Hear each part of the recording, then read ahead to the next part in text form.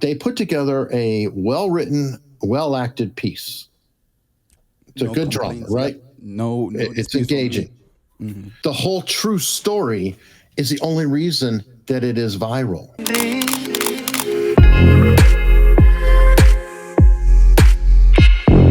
Thank you so much for joining me today, Eric. I've been meaning to get you over on my channel ever since we had our productive discussion in regards to psychosis. We didn't just talk about psychosis. We also talked about death and putting together the entire docuseries that I did.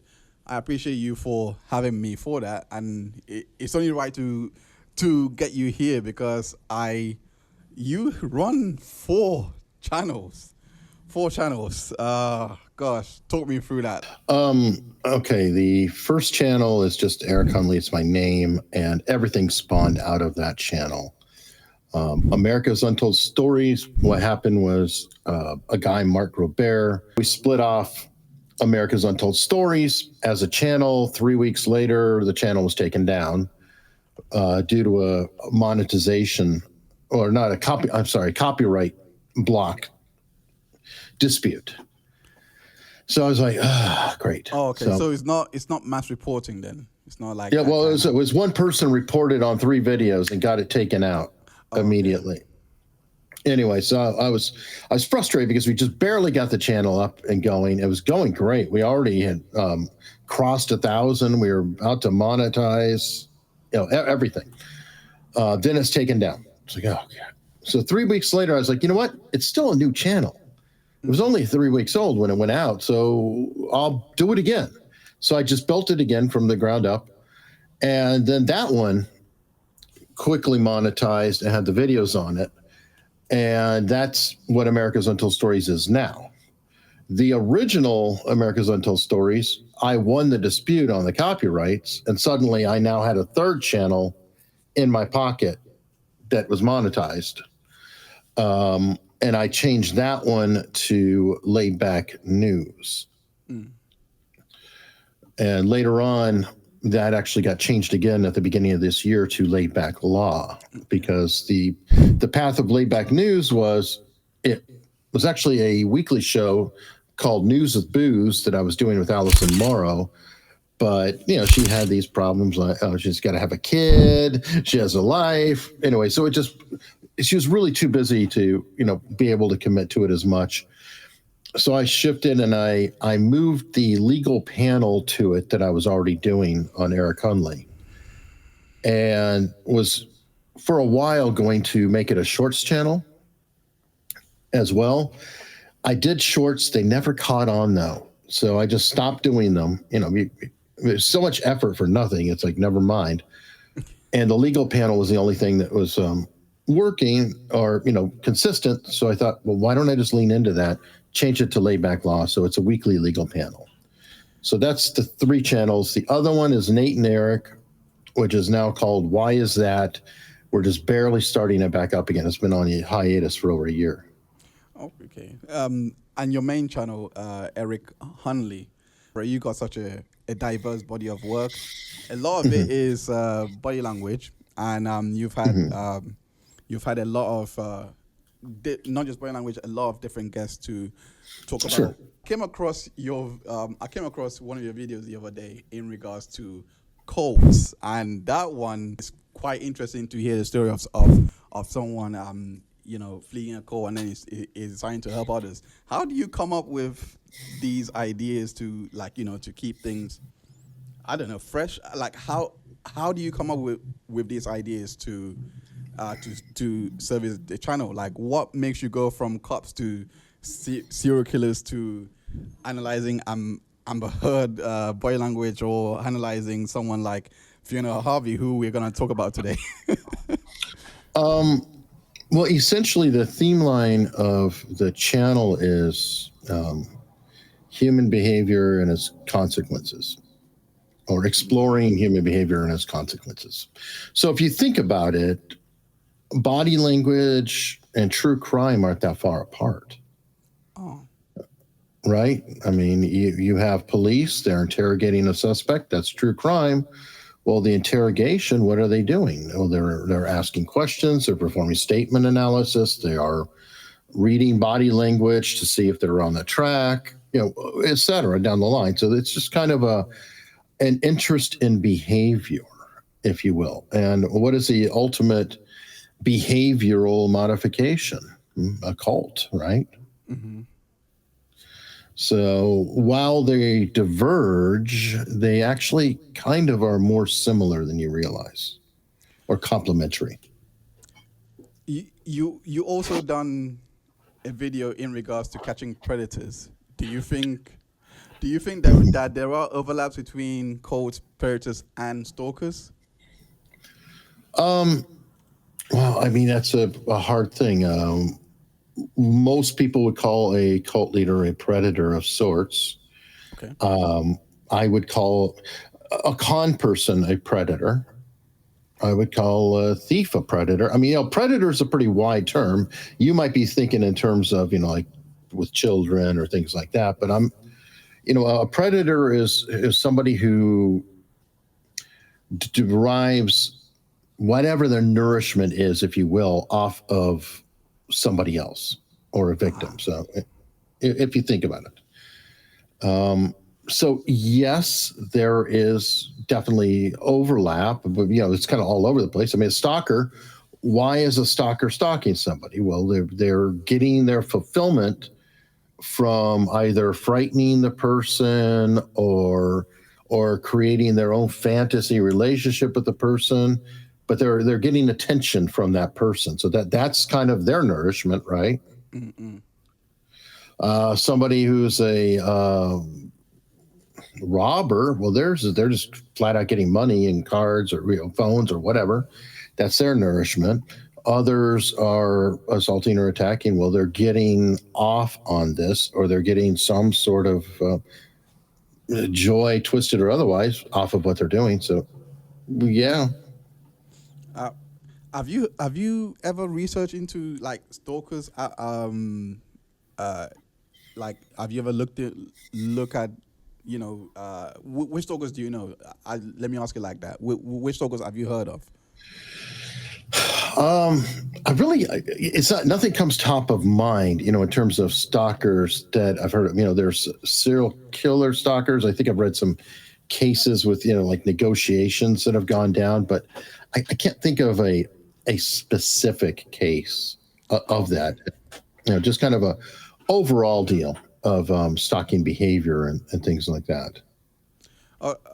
Now, in regards to, because Fiona Harvey was, she came forward in regards to being the real life baby reindeer, which to me I thought was a bit weird, because one, why would you come forward to say that even if someone found me, I would just play plausible deniability, hope it all goes away.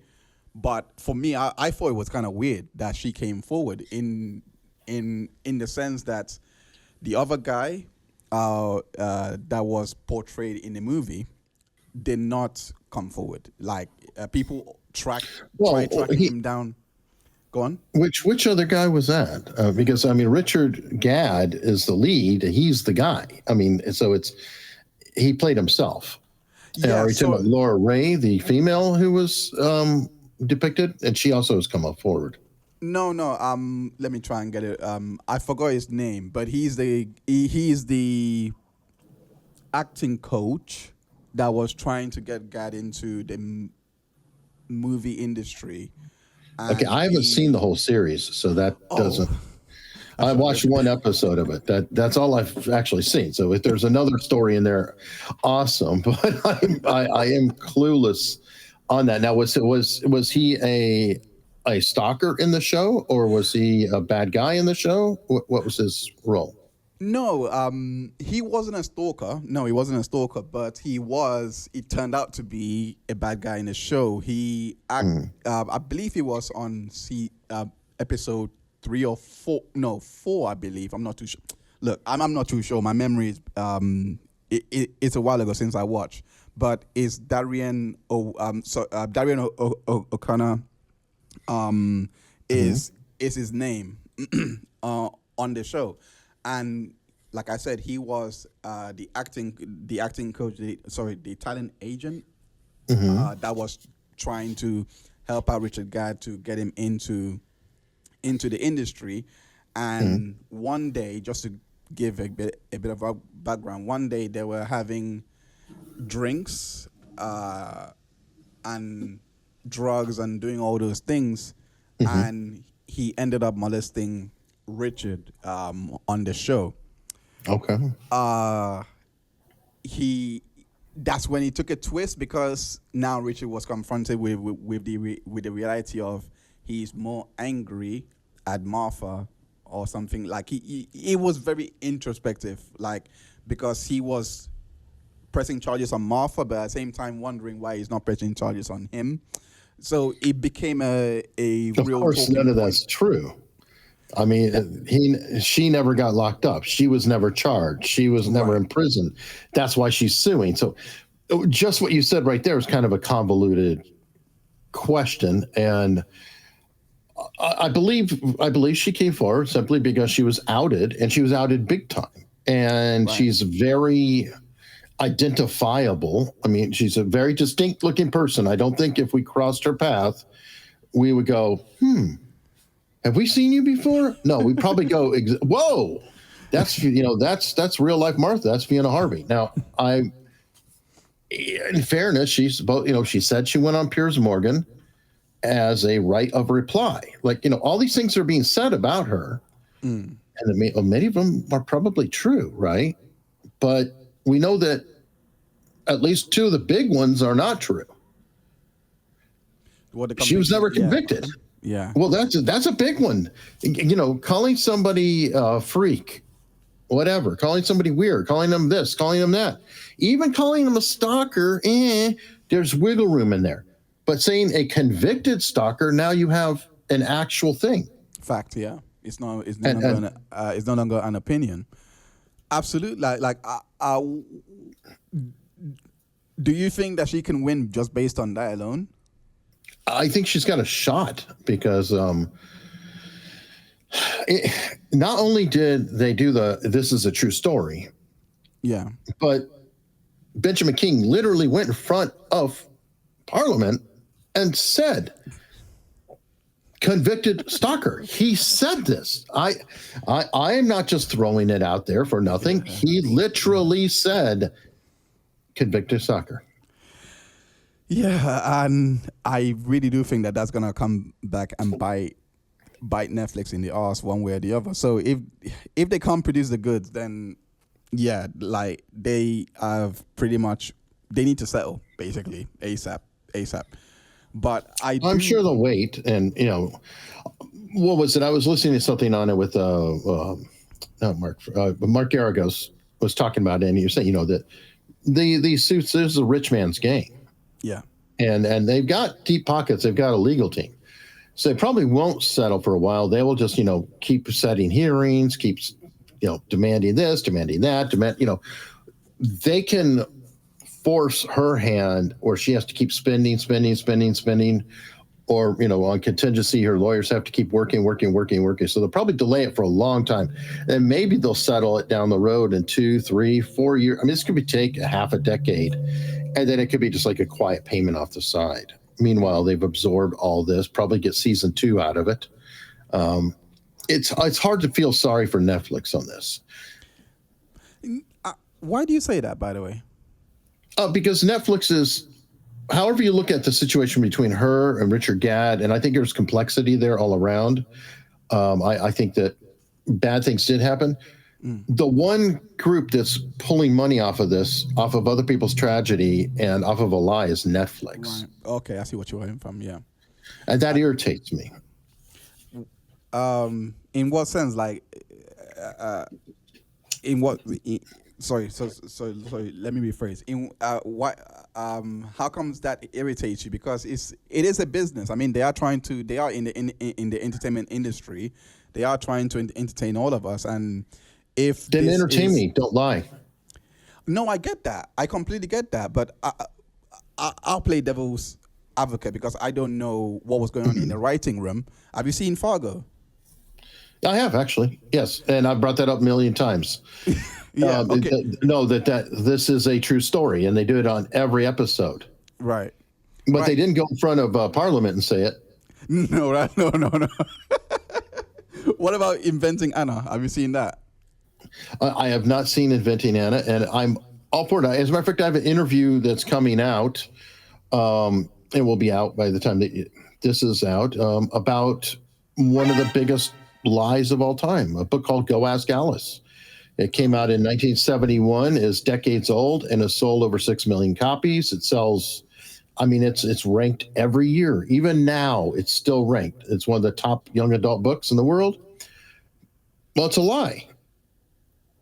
And I'm annoyed about the lie. Now, I'm going to step back. You asked why I'm irritated with Netflix. Well, the truth is, they put together a well-written, well-acted piece.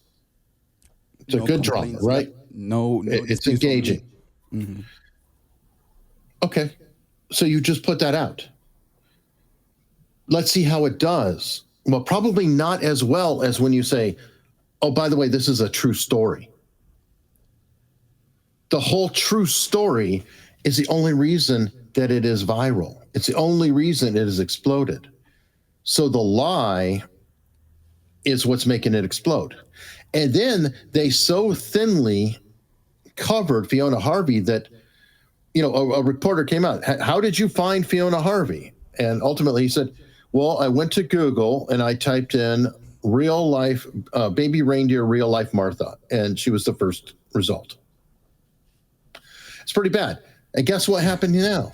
So you could say, okay, well, I don't care about Fiona Harvey. I don't care. She's bad. But get this. People are yelling at Piers Morgan saying, why did you interview a convicted stalker? Oh, okay. Think about that for a minute. So this smear has already in people's minds that she's a convicted stalker. That's wrong. But okay, let's say she is bad. I'm not, I'm going to say that there's obviously something to it. Fine. You can say, I don't care about her. She's a meanie. Well, what about Laura Ray? What about Laura Ray? What did she do to anybody? And guess what? This has brought her situation out. And this is another victim of Netflix. So meanwhile, Netflix is counting their cash saying, oh, good. We're getting the views here. Mm-mm. We don't take any responsibility for people's lives. What if somebody were to attack Fiona Harvey, thinking that she was a convicted stalker? What if something happened? And God forbid that should happen. That's very true. Very good point. I can't argue against those points, because this is why defamation was actually made, so that you can get recourse, because lies like this can actually put you in such disrepute, and you should be given an opportunity to actually get that back. However, that said, the convicted stalker part, I have always said, no, Netflix has to really, if they don't have that red button there, to press and take out this rap sheet and say, yes, this is who you, if they don't have that, then you have shot yourself in the foot. However, well, we know they don't have it. And you know how we know that they don't have it? Okay. Because he said 2 times that she was convicted. Twice. Okay. There was the end that we were talking about, right? But also, we have the factor of he was researching and found out that she was in prison for 4 years for an earlier stalking incident, which was Laura Ray. Laura Ray is on record with Piers Morgan. We covered the interview. Guess what she said? No, I never pressed charges. Okay. I got an intermittent interdict, and I never heard from her again until Netflix. That's not looking good, bro. That's not looking good. Okay, so in regards to so let's say that the conviction is all false. Do you now look at the fact of the sexually assaulted part, because that's what she did on the show? She actually did. She was. Let me be very careful with my words here. She was dramatized to have groped Richard Gadd. and this is Martha. So Martha was Yeah, and Richard Gadd supposedly pleasured himself on her pictures. right. That too. So if we look at yeah, those very things, weird. if we look at those things, do you think that the looking at the pictures and jerking off is true? Do you? I think don't that know. the sexually, or do you just think that it's all lies now because of the conviction? Well, I know I can't trust it. Oh, okay. Can you? How do we know what's true? How do we know what's false? And by the way, when you go into that, as soon as you have a big lie like that, okay, a convicted stalker, that's a big lie, okay, hardcore, hard fact, big lie. Well, what else is true? What else is not true? I have no idea, but I don't trust it. I don't trust it at all. What's an exaggeration? What's an interpretation? I mean, it's like, well, we can interpret her being a stalker all the way to conviction. Well, wait a minute. I don't know. Was he actually assaulted, or was it mutual? Is that, because there's this problem we have now, and this is part of what's irritating me, is this whole my truth. And I know that that's probably what they're trying to argue is that, it says, and they even have spun it saying, Richard Gadd's truth. We want to get Richard Gadd's truth. Well, you know what? I just want to know the damn facts. How about the truth? Not my truth, not your truth. How about the truth? Or maybe we just get rid of the word truth. Maybe the word true has been just completely destroyed, and we should go for factual, accurate. I don't know, but nothing. I would say that baby reindeer is a dramatic piece. Let me play devil's advocate again, because again, I don't know why Netflix went down with this route. I think it's very risky. I don't know whether they even asked Richard to say, do you have proof of this? Like, the fact that she's convicted. I don't know if Richard heard that she was convicted or something like that. I'm looking at the potential defenses, because if he heard and that's it, and he couldn't access the files, because I know over here you do have privacy. The privacy laws over here are really strict. So if he says he heard it and that's it, he heard from friends that she was convicted, and then decides to base a story around that, do you think that changes the integrity of it? No. What about Laura Ray? When he was doing the research and he found she was locked up for 4 years there. Where's that? Very bad. Okay, that's very bad. Didn't they show like newspaper clippings that she was arrested? And wait a minute, I think they showed proof. Now I haven't watched all of them. I'm just going by cut scenes that came through, but it looked like they were showing like newspapers and printed things that that's happened. That was what was happening. Another potential defense that they have, they being Netflix, and that they have is that they could say that the movies and shows that are based on true stories are actually signified as based on a true story, and the other one is just as this is a true story. Do you think but they also again, you go in front of Parliament and say this is absolutely a true story with a convicted stalker. So in other words, they don't have any leg to stand on, basically. I mean, if he just went and he said, no, this is, based on experiences in Richard Gadd's life. We, obviously dramatize things to an effect. He could have said that in front of Parliament, right? I would have said that, honestly. I probably would have gone away. But no. And then the whole, we did a duty of care. I mean, they've already written back to the guy saying, what the hell's going on here? Well, we want those police records. We want this stuff. I mean, it's sketchy as hell. And again, I'm not sitting here saying, oh my God, poor Fiona Harvey. I'm saying Netflix dropped the ball. Netflix screwed up. And back to the thing about based on a true story.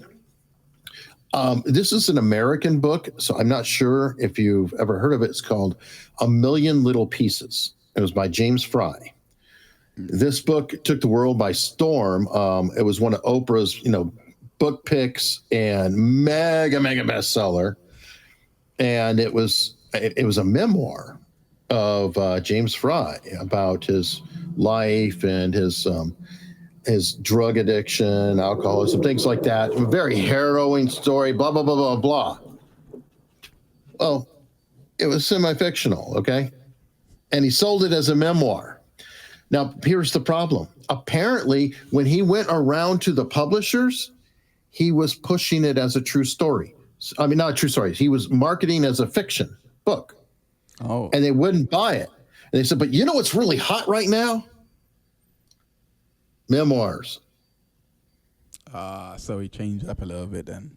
Yeah, because remember Angela's Ashes? I don't know if you've heard of that. Very famous book. I'm not. I'll be okay. very honest. I'm not much of a reader. I'm a visual kind of person, and the only books I've read is like nonfiction, like history books, books like that, science books, encyclopedias. Right. Okay.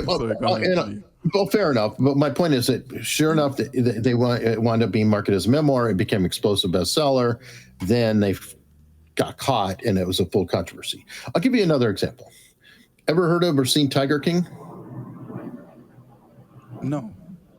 I don't. Wait. No. Tiger King? That was a huge. Yes. Oh, with Joe Exotic. Joe Exotic. Yes. Okay. Yeah, I didn't know about the name, and no, I know of Joe Exotic, and what's his wife's name? He doesn't have a wife. He's gay, but the other girl. Carol Baskin. I've interviewed her. That's the one. I know of those two. I didn't know he was gay. All I know. Yeah. He's I've definitely heard of those two. Big time gay. Okay. Big time gay. Like big gay. Very, very out. Very expressive with his gayness. Okay, I've learned my lesson. Dare I say flamboyant? Anyway, and to look how he dresses. Just get back to me here. He is I know he has a tiger, so he's the mullet-headed, preening guy. But anyway, I've interviewed Carol Baskin and others on the show. Do you think that show would have been as explosive if they weren't real people?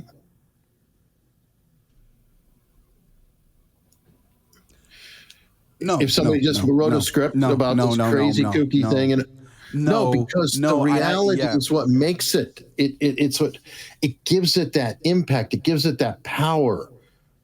Yeah, it's true, because if it came out that it was all scripted, I think people would be in an uproar today. Because I haven't, obviously, evidently because of me, like I've heard the show, I haven't watched past the first 10 minutes. I'll be very honest with you. It didn't really catch my eye, but I'll be dumb to say I've never heard of the guy. But I do know what a lot of people were talking about it back in COVID. It came out right when COVID hit, and everybody was at home, right? And everybody watched that show because it was like, we're locked out, can't go to work, whatever mandates, and then it was like that show came on. The timing of it was perfect, and everybody watched it except for you. And I know for a fact, like I said, if it came out that it was all fiction and none of it was true and it was all scripted, like a Jersey Shore or something like that, it would destroy people's childhoods, like people's experiences. I mean, sorry, right. Or even if it was just a television series, like a limited series of these crazy ass characters who did all this stuff, maybe it'd do well, but it wouldn't be explosive. Understood. Yeah. Okay, so Netflix does have another defense, and it's public interest, because I listened to their comments again, and they were saying that they had a lot of Stalkers Alliance, like, they were raising awareness of it. They had a lot of victims come forward to share their story because of the show, this and that. All of that actually does fall into the purview of public interest. And how does lying whether she was a convicted stalker or not serve that better? This is the unfortunate part of public interest. If you're doing something to serve for a public interest, it means that you were not maliciously going after Fiona Harvey in this case. Because you were trying to raise awareness, not necessarily trying to get this person to be outed and be thrusted into the public eye. Yeah, but when you're busy not intentionally getting the person outed, you probably don't want to cast an actress that resembles her, that according to Laura Ray looks just like her, has her mannerisms down, her code down. You don't maybe want to actually use real tweets that were sent to somebody, so they could very quickly go, oh, let's hang curtains. Let me search it. Richard Gadd, let's hang curtains, whatever the tweet was. And they go, oh, would you look at this? This person tweeted that. Oh, would you look at that? She looks just like the actress, or seems to. Oh, and she's Scottish too. Maybe if they had a ginger who was thin or something, then it wouldn't be so easy, would it? They could still have a fat ginger. I mean, they could still have a big ginger. Let me revise my words before I get cancelled. But they could still have a big guy. But somebody who looked very different. I mean, somebody who looked very different. It wouldn't have painted her so quickly, and they could have changed the tweets, right? I don't disagree with you. I actually don't disagree with you, because that is where, that's where, unfortunately, according to California law, by them even inserting the tweets in without her permission, because it is her tweets, it is her property.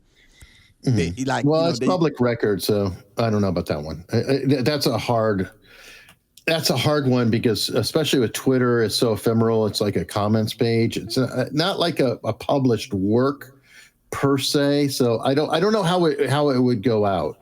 Oh, okay. So I'm not a lawyer, but I'm just saying. Neither am I. But that was okay. I done a video where I was kind of looking into this, and that was kind of the one thing that I had, which was basically saying that by them going to actually get actual identifiers that could be exposing for Fiona, that's how they did invade her privacy. That's how they did actually go use her likeness and all those things against her. Because if let's say that she posted a picture with those tweets, that is still who she is. That's still her likeness. That's still what she is, even though it is public record. If that does that make sense? It does. Again, though, that's why I said I'm not a lawyer, and that's kind of a hard one to go at, because we put up tweets from Donald Trump, for example, former president, all the time. Look what Trump said. Is he going to be able to complain and say, "What are you doing with my tweet"? I don't know. Oh, that's a very good point. That's a very good point. Twitter is literally broadcasting, and if somebody says, "Hey, here it is," or there's a whole account called Libs of TikTok, right? I don't know if you've ever heard of it. Yep. All they do is they take TikTok videos that somebody's done, and then they just republish it, just literally right as it is. Like on Twitter, and it's just like, this is what that person did. Now, I don't know. There might be a copyright claim for it. I'm not sure how that would go, because is there's transfer. Anyway, that's what I'm saying. This is getting a little deeper into actual law. And while I host a bunch of lawyers, I definitely am not a knowledgeable source. No, I completely understand. I didn't know I was unintentionally arguing copyright law, but that's not where I was trying to go. But I was trying to say in regards to the privacy part. But I do understand that it was an exercise on my part to try and see what chances Netflix has, and to be quite fair, I think you've knocked them all down. If I'm being honest, because of the people that's actually come forward. There, Fiona, according to, what do you make of the people that were when she was interviewed by Piers Morgan, as well as I think who else was? I'm not sure who else, but there were rumblings of her stalking even them and harassing them through messages and all these things. What do you make of those things? Do you think that actually does give weight to a lot of what Netflix was portraying? Well, it's interesting, and Piers Morgan said something that I thought was surprising, and it's going back to the Laura Ray case. And Piers Morgan said that he thinks that she may not actually be a stalker, but just a really bad troll. What, like Fiona? Yes, he laid out a good case, and let me explain it and why it got my attention. Oh, but I haven't seen the Laura Ray interview, by the way. But sorry. Oh no, that's fine. This is him referring to it later in another. Another show. He pointed out that when Laura Ray got the interim interdict, which is kind of like a restraining order here in the United States, it's just kind of like you stay away from whatever, just stay out, be good. From what I understand. Well, the second that happened, Fiona Harvey left her life. She never heard from her again. Now, I don't know how many stalkers you've looked into, but restraining orders are a piece of paper. They don't work, yeah. And sometimes they actually make things worse. So the fact that she was like, poof, gone immediately might make it more to the level of like trolling, like as example of a troll. Somebody who might watch your YouTube channel and they're always in the comments and they're always saying something and they get on your last nerve, or other people are like, God, but they're not really stalking. That's it. I'm not saying they're fun. I'm not saying they're delightful. They're incredibly noisy, incredibly annoying, a giant headache. But do they take the level of stalking? I don't know. And normally when they do get slapped down or whatever, they go away. So that's where I thought he had a really interesting point, that she may, in fact, be more of a troll than a stalker. This is very interesting, actually, because I have watched a psychologist. She goes by Dr. Anna Psychology. That's her channel. And when she looked at it, she broke it down and said that she did resemble behaviors of a stalker, which technically a troll does as well. But she said that it wouldn't make sense for her to plead guilty to the conviction because stalkers don't actually know boundaries. They don't actually know. Right. They're not guilty. They have a relationship. In their mind, they have this relationship. Right. So what are you talking about? Again, kind of like the interdict, right? Right. Yeah.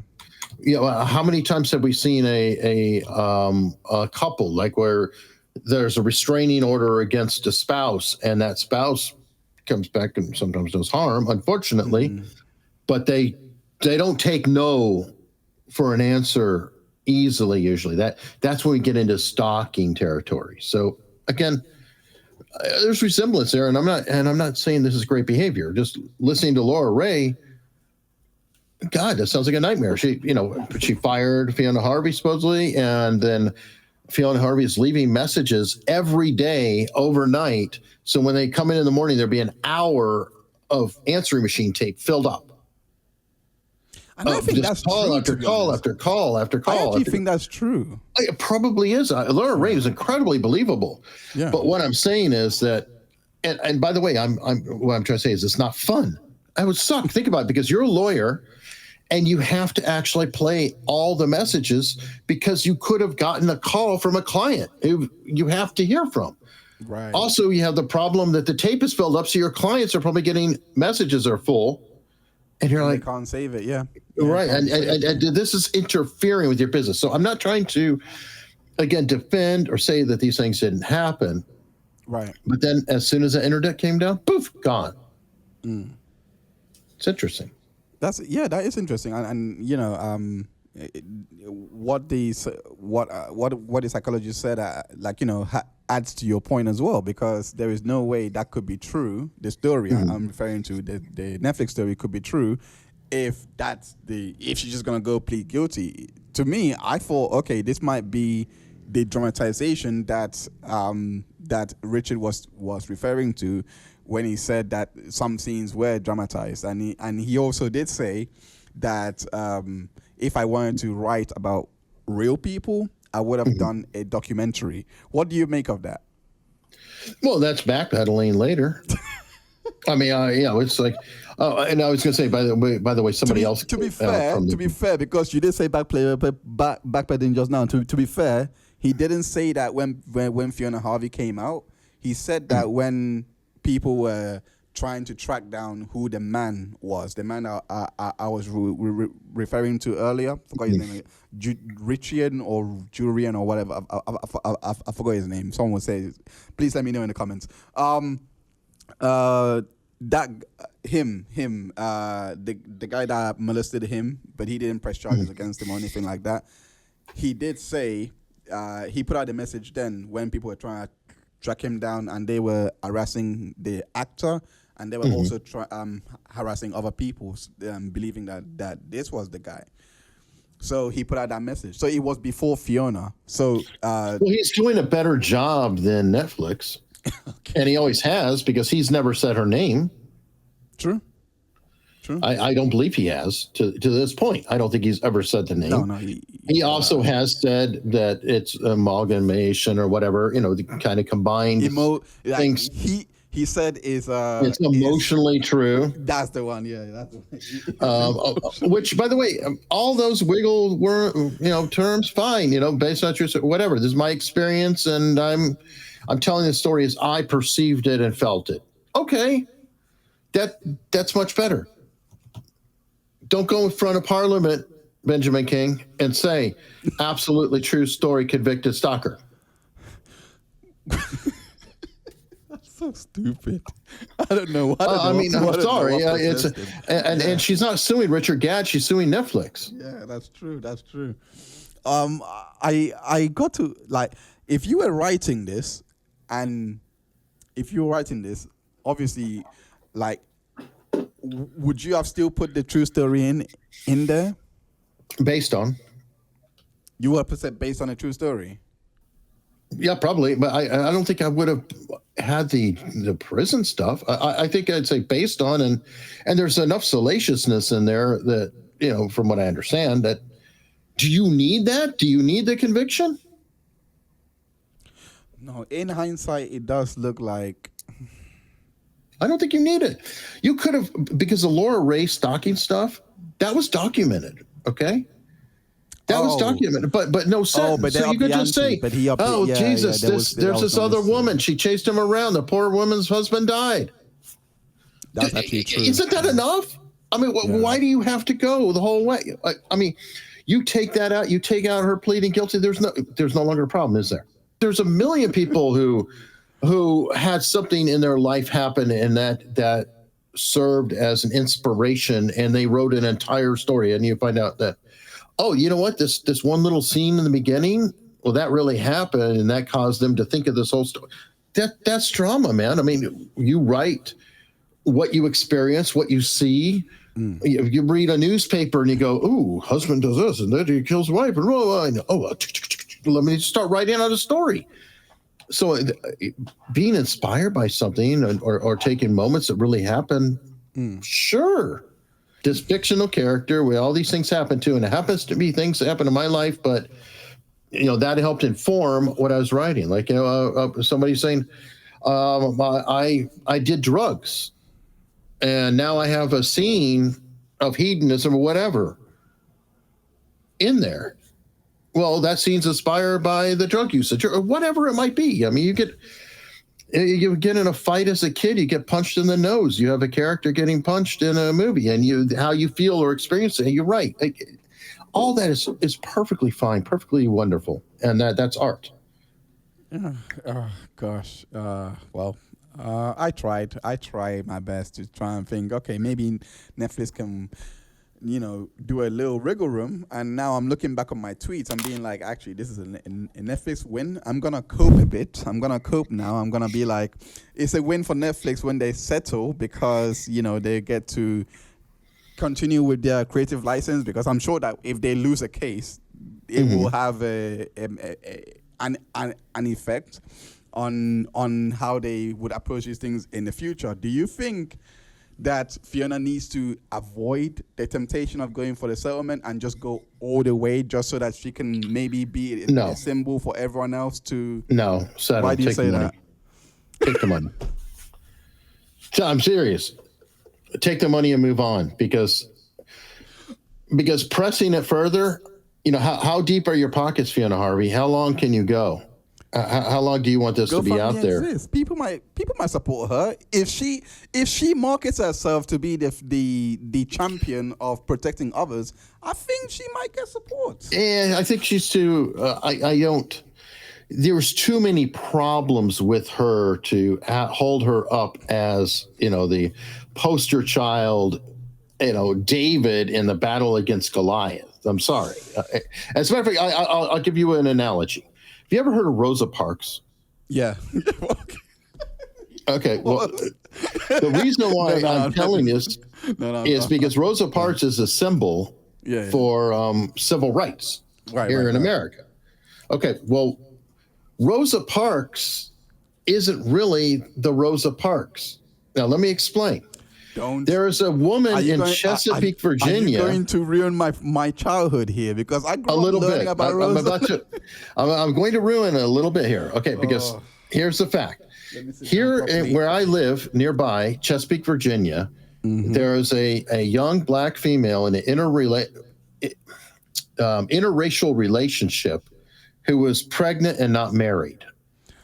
And back at the time, being married and pregnant, not married and pregnant, and interracial, it was very not helpful. Okay, it didn't look good. People did not like people who were unmarried and unwed and pregnant. Yeah.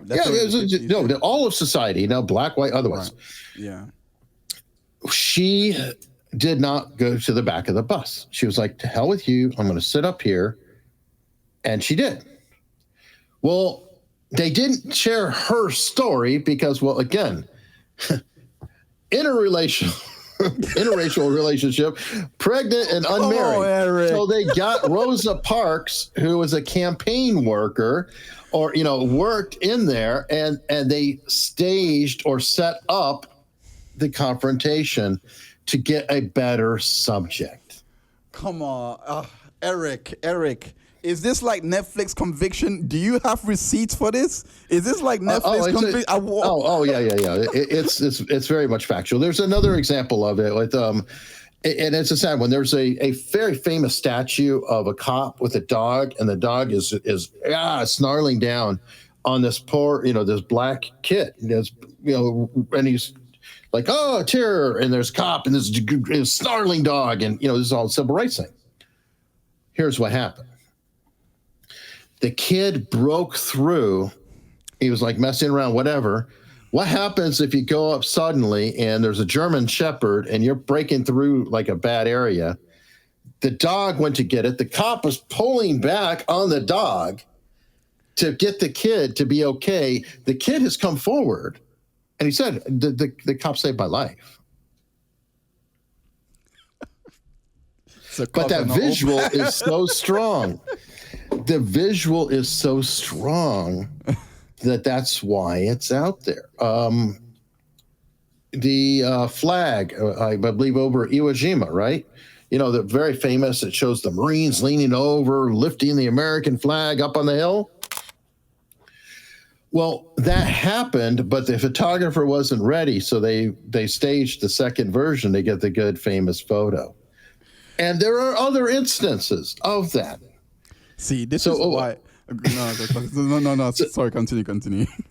So I know my brain is weird, but Fiona Harvey's not Rosa Parks. Fiona Harvey needs to just collect the money and enjoy that, and stop bugging people. I love. See, this is why he has a channel called America's Untold Stories, because I did not see this coming. I did not see my childhood getting destroyed, but at the same time, it was a perfect analogy to actually put it to bed on why Fiona Harvey should actually stop in her tracks right now and take the money and go on holiday somewhere, maybe in Spain, and not troll anyone. Is that what is that the best way to say it? Yeah, be nice to Troll people. anyone? Just enjoy your enjoy your money, and just enjoy it. Just go walk away in peace. You know, kind of like a criminal who's roughed up by the cops or something. Take your money, don't do any more crime, and enjoy your life, and just call it even. What other interesting stories do you have coming out on your channel? The Go Ask Alice book is Go Ask out. Alice, okay. And that one actually is even more significant because Go Ask Alice is just the first book. It's a mega bestseller, but it was actually put together as a found diary by this woman, Beatrice Sparks, who is out of Utah. She's a Mormon or LDS. And she got the book published. Ironically, they published it as anonymous, though. And the theme of the book is essentially a girl gets caught up in drugs, and the book just stops. She's going to be doing such and such, and then it ends with an epilogue. 3 weeks later, she was found dead. You know, so it's kind of like the final work writings of a drug addict. Okay, went completely viral of the time, everywhere, top mega bestseller. It also helped lead in the war on drugs. That book was that important. And it helped create the young adult genre. That is considered the progenitor of the young adult books. So continue. Oh, I was going to say, that's that book. Okay, this woman, though, this Beatrice Sparks. At the same time that book came out, there was a boy in Utah who was a mixed up kid. He got into some LSD, got into drugs. He kept a journal later on, and ultimately got in a fight with his girlfriend and self-deleted. Very sad story, and it's a common story, tragic story of being young, getting drugs. He was trying to get cleaned up, and then having the mix up with the girlfriend, and just doing a permanent solution to a temporary problem. Yeah. Well, anyway, his mother years later found out that the woman who discovered Go Ask Alice, the diary, happened to live nearby in Utah, and she brought her son's journal to her to, get the word out, on youth and mental health and, the tragedy it truly is. Well, Beatrice Sparks took like 20 some odd entries from the original journal, and then miraculously, all kinds of things happened into drinking blood, satanic rituals, and that was a major amplification of the satanic panic of the 1980s. The same woman somehow behind these two moral panics, and she was a complete fraud. I didn't even know that was her, because that panic really got down even to everywhere. It was universal. Because I grew up in Nigeria, so it literally got down we even heard of it there. But there you go. But it was intertwined. The reason why I say that is because when we moved here, that's when my parents were telling me about there being these kind of cults out there where people drink, do all these initiations and all that. But I didn't know that was the backstory to that.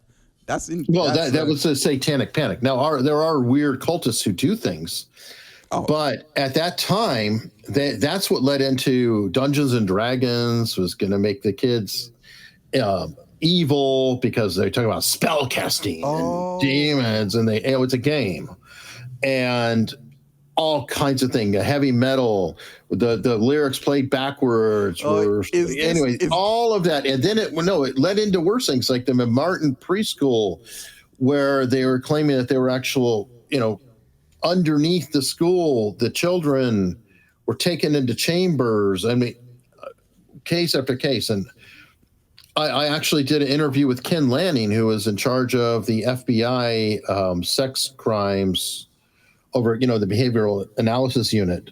That was his bit. And when I put that out, I got a lot of pushback because he was one who investigated. He's like, they had no evidence. None of these things were going on. Oh. But it came out of this woman's book, a lot of it, where she took somebody's diary, made up all kinds of shit. So this is why I find it irritating. This is, again, based on a true story, right? So people are actually quoting that book as this real thing. This teen who really did worship the devil, who really did all these things. And it's all bullshit. When you mentioned, when I asked you earlier, and I laughed, the reason why was when I asked you what you have coming up, and you said, go ask Alice. I was laughing because I thought, who is Alice? Is that your new assistant? And then you went into a span. Go ask her. Then I was in my head, I was like, oh gosh. But have you ever heard of the song White Rabbit by Jefferson Airplane? No. Okay. One pill makes you smaller. One pill makes you tall. Anyway, the pills that your mother give you don't do anything at all. Well, in the song, it's Go Ask Alice. Oh. And it's a drug song. So that's what the book derived its title from, was White Rabbit by Jefferson Airplane. Somebody was singing it in the hallway, and they were like, oh. So the character in it, Go Ask Alice, is not even necessarily Alice. It's just... Yeah. A person is written in first person. I think today you have given me the impetus to expand my discography a little bit. The people I listen to a little bit, because interesting stories are coming out here. I mean, I have heard of Kiss, but that's only because of this or of The Simpsons and when they had him crossover. But I'll leave it here. I appreciate you, Eric, for sitting down with me to speak about this. Sure. Do go check out Eric Hunley's channel. It is actually Eric Hunley, as well as Americans Untold Stories and Laid Back Law. And also, Why Is That? Whew. My memory is that good? Is that good? You're there. You're doing great. I'll link it all in the description. Thank you again for joining me, and I'm looking forward to what you have to release. I always love your body language content. So yeah, cool. I'm looking forward to your next guest, to your next guest on there. All right, we're gonna be doing some Epstein stuff soon. Really? Are you gonna go into that? No, go next. If you would like extended coverage of cases that we cover, make sure you head over to our sister channel called Catch Up Court, where we go through trial watch, as well as reading filings and giving you comprehensive updates on legal cases. It's all happening over there. Make sure you hit subscribe on there, as well as on here, and hit the like button. I also would like to give a shout out to all the members that have signed up to Heinz Hall. Every single one of you are so important, and that goes for Random Girl and Yelly Bean. I appreciate all of your contributions and for being members. New exclusive videos are coming right to Heinz Hall. We have also launched a Patreon service as well as a Discord, so do keep an eye out on that community tab, because I will be posting updates on there. If you like interviews, you can check out the latest one with a senior lecturer at Manchester Met University, as well as a playlist of all the interviews that I've done for the Debt We Heard docuseries. But in the meantime, I appreciate every single one of you for taking the time out to watch this video.